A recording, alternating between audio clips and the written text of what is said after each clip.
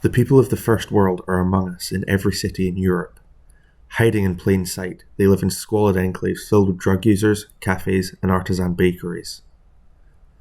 The West End, the hardest place to live in a hard city. Join us as we shed our normal identities and become infiltrators of the upper classes to learn more about this place and the people who have to call it home.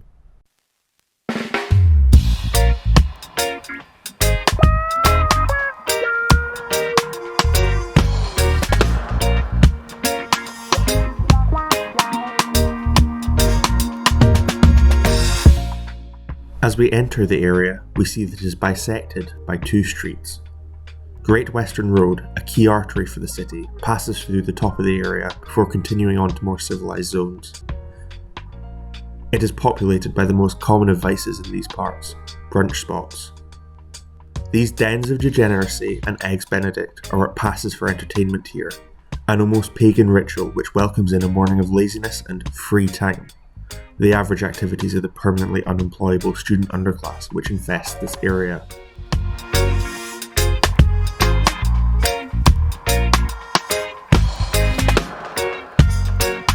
As you can see, houses are pulled apart and drawn over by their residents in a tantrum of disorder and hopelessness.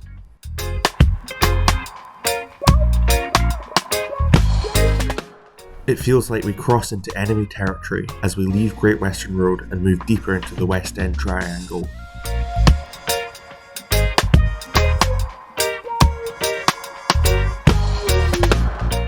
The heart of the place is Byres Road, a street that passes north to south past the historic Glasgow University.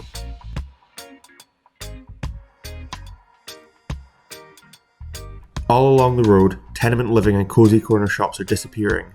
In their place, the blight of student accommodation.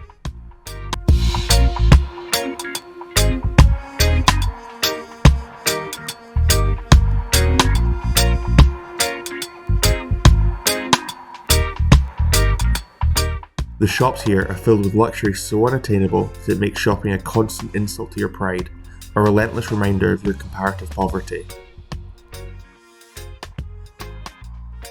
The same can be said for the patisseries and coffee houses which line the street, dens of extortion and addiction to caffeine and sugar.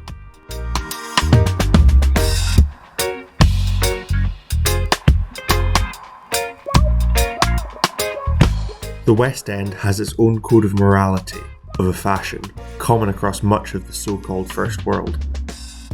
Be rich and flaunt it.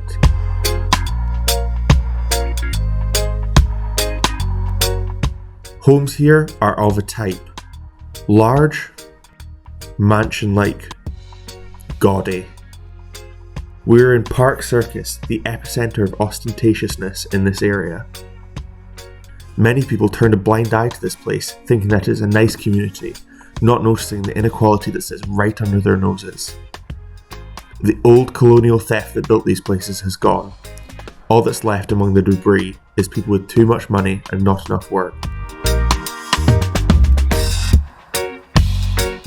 Living amidst such wealth and isolation, what hope do these people have of being anyway normal?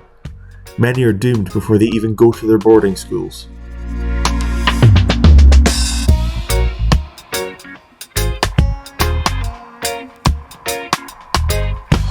How, in the name of God, can a civilized society tolerate people living in this kind of area?